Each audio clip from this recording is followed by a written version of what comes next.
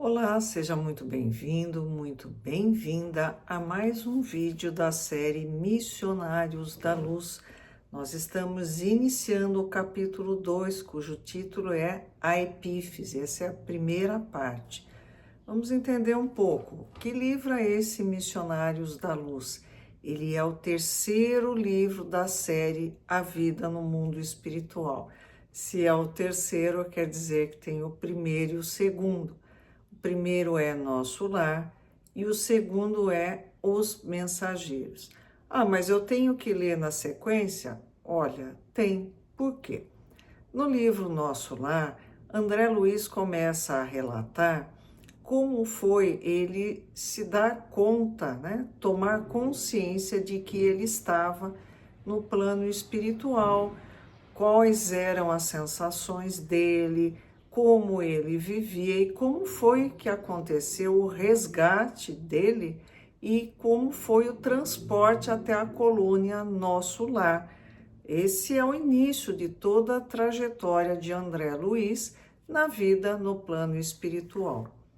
No segundo livro, Os Mensageiros, ele já se encontra numa situação completamente diferente.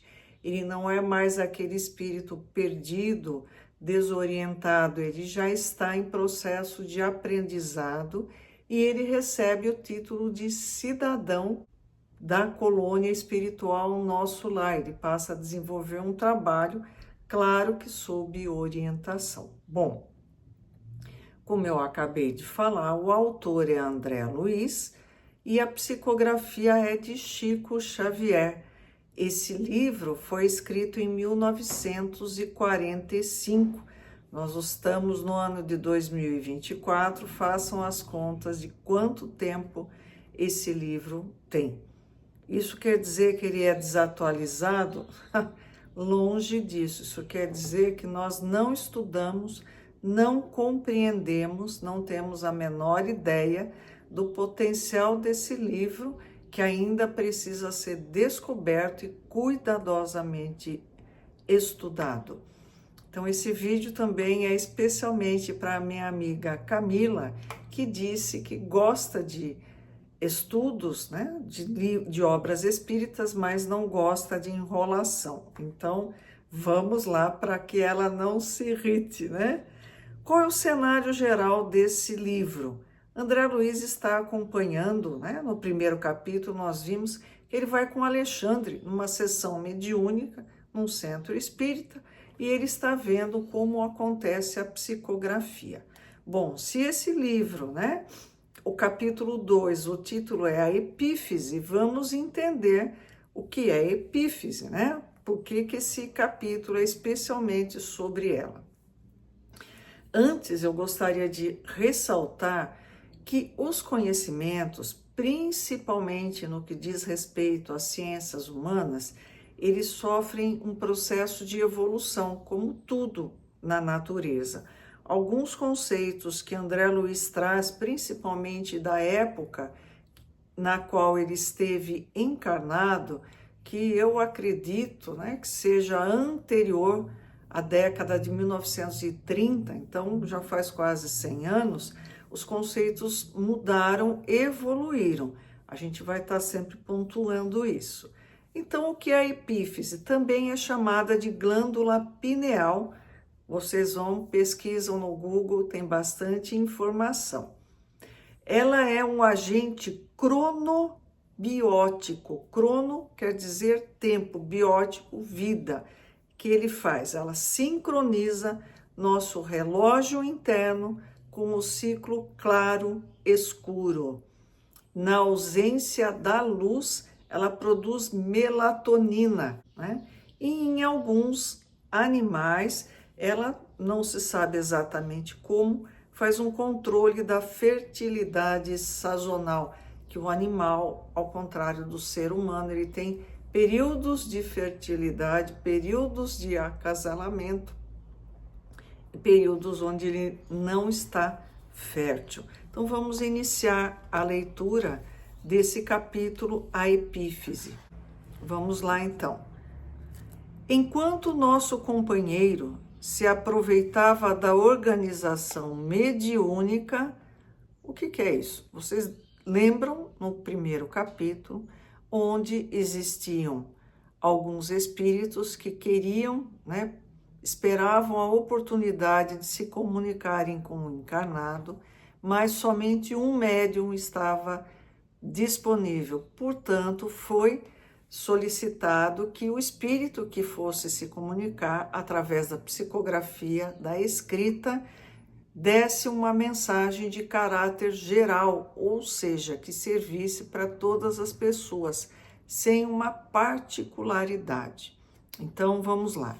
Enquanto o nosso companheiro se aproveitava da organização mediúnica, valia-me das forças magnéticas que o instrutor me fornecera para fixar a máxima atenção no médium.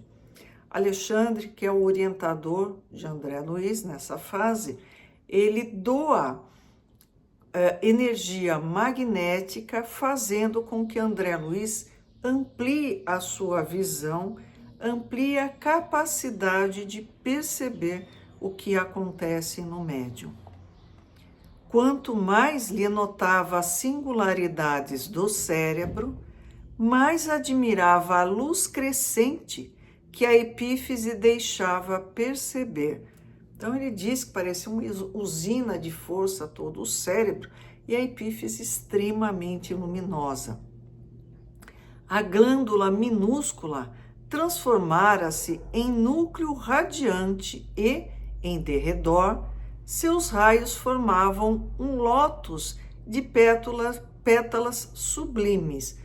Vou pôr aqui como é que é uma flor de lótus. Então, ela se abria com as pétalas como se fossem pétalas dessa flor de uma luminosidade infinita.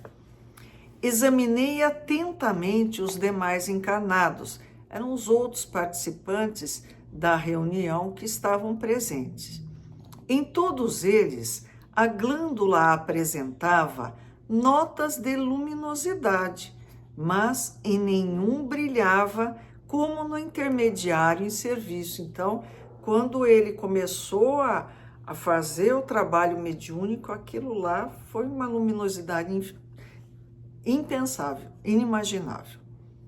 Sobre o núcleo, semelhante agora à flor resplandecente, caíam luzes suaves do mais alto, reconhecendo eu que ali se encontravam em jogo vibrações delicadíssimas, imperceptíveis para mim.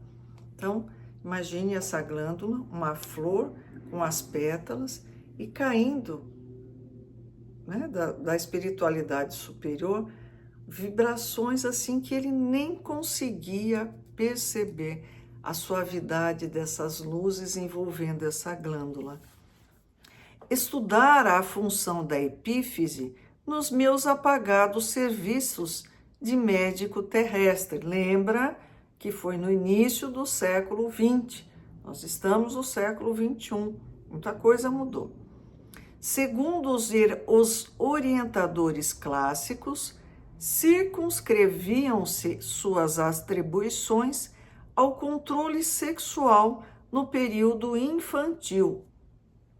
Não passava de velador dos instintos até que as rodas da experiência sexual pudessem deslizar com regularidade pelos caminhos da vida humana. Ela bloqueava a função sexual na infância. Depois, decrescia em força, então esse bloqueio ia diminuindo, relaxava-se, quase desaparecia para que as glândulas genitais a sucedessem no campo da energia plena.